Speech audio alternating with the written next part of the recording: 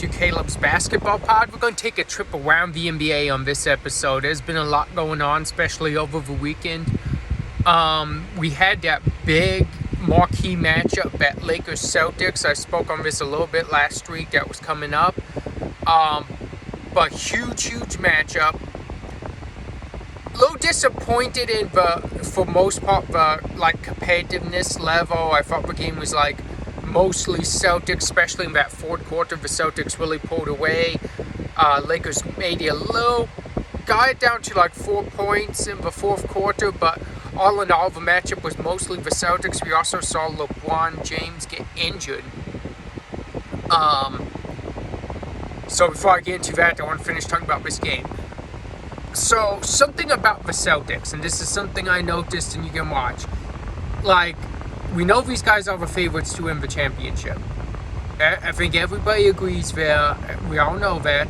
But something you can see, right now, the regular season, they're just kind of going through the motions to get done with this. But you see, there were certain games, whether it be against the Knicks, the Cavs, the Thunder, the Lakers, and the Nuggets, you're seeing, against these high, upper echelon teams in the league, they still want to go out and perform and show they're still that team. They're that team to beat.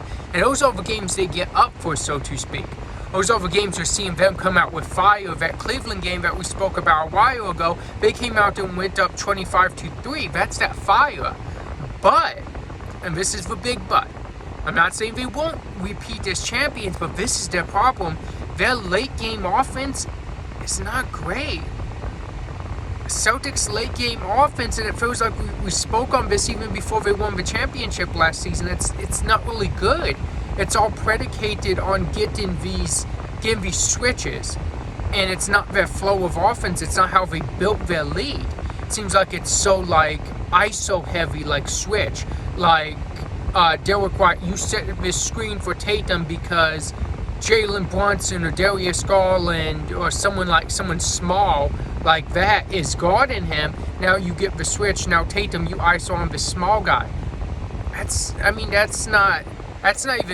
not great offense, but it's not even your offense.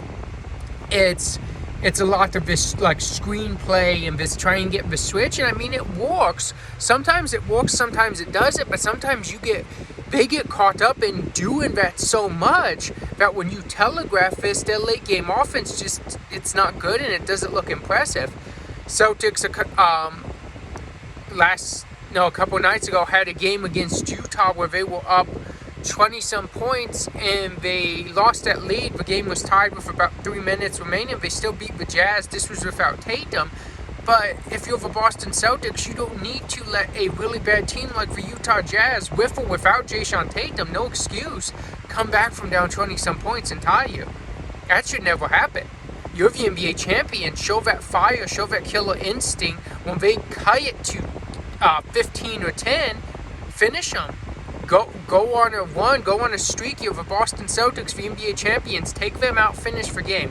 I need to see more killer instinct from the Celtics. I did like what we saw against the Lakers for them. But their late game offense got stagnant again. They're great when they're hitting threes, but when they're missing threes, they go cold. They gave up some big leads. I mentioned that 22-point lead to the Cleveland Cavaliers. It seems like the only team they really don't give these big leads up to is the New York Knicks when they get them, and I think that's just because that fire, that hatred, that rivalry there. So, if you play like that against everyone, there's no reason you should be even losing these leads to any team in the league. You are the cream of the crop, the best team in the league. But besides that, they're the NBA champs. We know they're going to come out firing. We know everyone expects them to win the championship this year. I would say they're the favorites myself. I just want to see better late game execution and late offense, and I get tired of that ISO stuff because it's not real offense. It's that try pick on a matchup and get this screen and get the smaller guy on Tatum or Brown and go to work. And if it works, but sometimes it doesn't work, but also it's not amazing basketball. It's what you want and it's your advantage. But I think you need to be a little bit more creative on your late game offense. I mean, if it works and they win in a championship with you, I guess you don't. But I think it's see-through, and I don't think you're going to win a championship with it this season. I think other teams are going to expect it too much, and I think they're going to stymie it and not allow it to be as good as you want it to be, whether it's making someone else hit shots by bringing a double team or what. But I don't think it's going to necessarily work to the advantage that they think it will in the playoffs this year. I could be wrong on that, but that's just my prediction.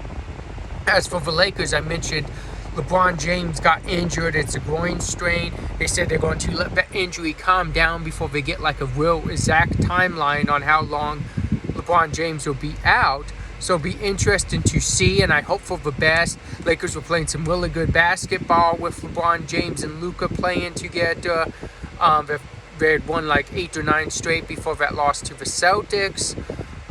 Then they played their first game without LeBron James and just Luka last night, and we would see them drop a game to the Brooklyn Nets. And even without LeBron, that's a winnable game, and you don't want to lose like space and distance in this race, because in Western Conference, if you look at 2 through 5, it's a 2-game difference between the 2 seed and the 5th seed, and that's a big difference, not only from 1 or 2 round home court advantage to 0 home court advantage.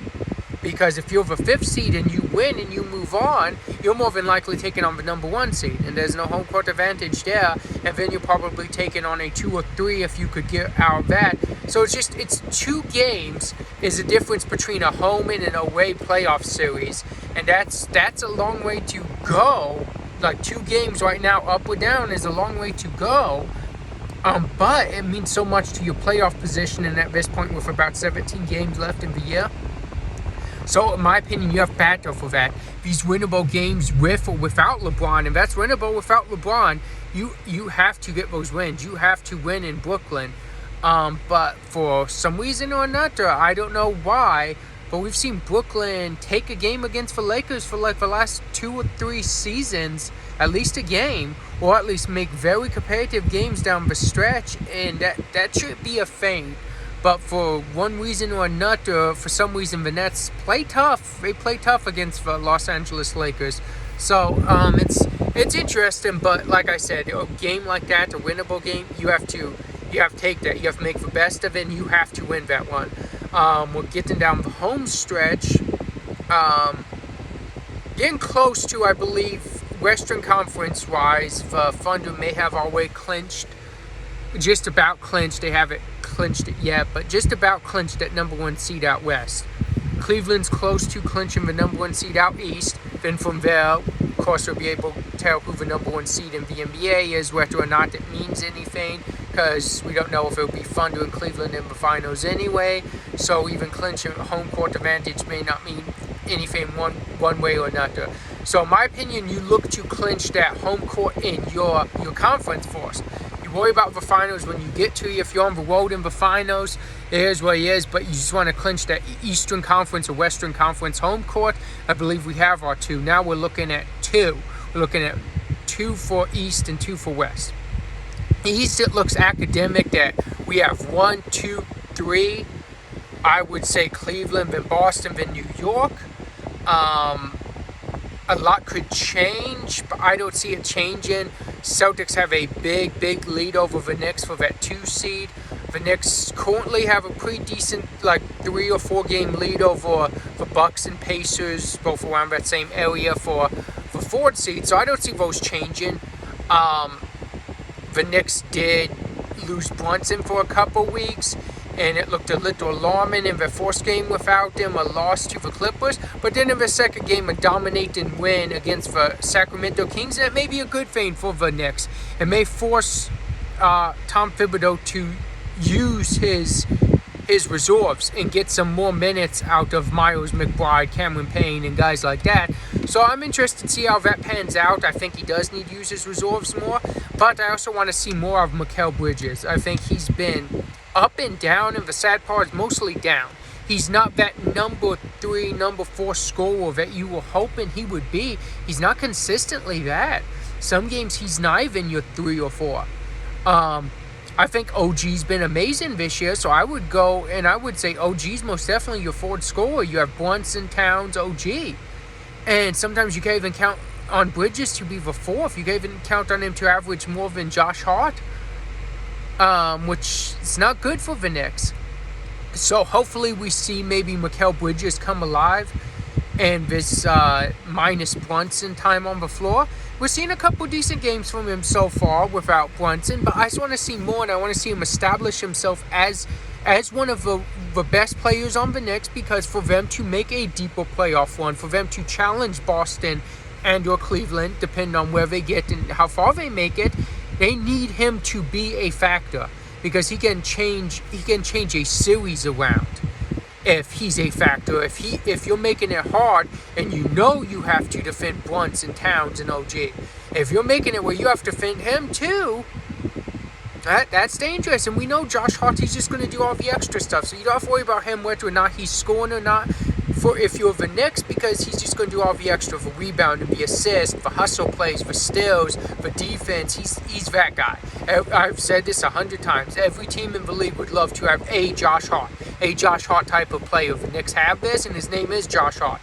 So you love that if you're the Knicks. I want to see more out of Mikal Bridges. But back to the standings. Then out west, you have the Nuggets, you have the Lakers, you have the Grizzlies. Then you have the Rockets, and like I said, tight area there. But if you're the Lakers, you have to stay afloat. You have to stay within this area. You don't want to struggle and lose games without LeBron that you should be winning, and you even want to win some of the games you should be winning without LeBron. But you need to stay afloat if you're the Los Angeles Lakers, and you can't afford to drop like 3 or 4 straight. Not at this point. That may be too deep of a road to find home court advantage, at least in the first round. You do not want to be in that 5th seed. That's most definitely what I'd say. You don't want to be in that 5th seed. So I think they need to find a way to change the offense while LeBron's out for a few weeks.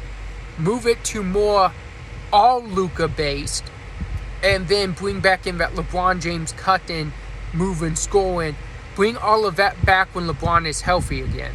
Right now we don't have LeBron healthy, so I think it needs to be more all based around Luka. And we'll see how their defense does. LeBron's been a big part of that defense. His defense has been very, very good as of late. And we all know Luka has a history of not defending. So these next few games are going to be really telling for what style Los Angeles Lakers we get.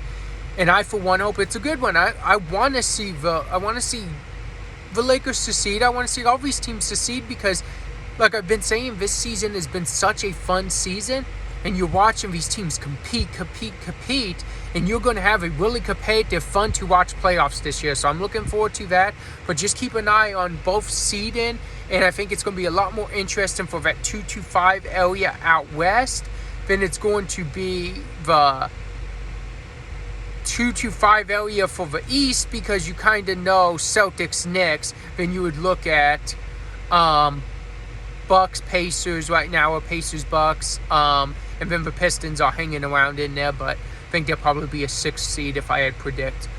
But nonetheless, thank you for watching this episode. Come back Wednesday or Thursday. I'll try to get it out tomorrow.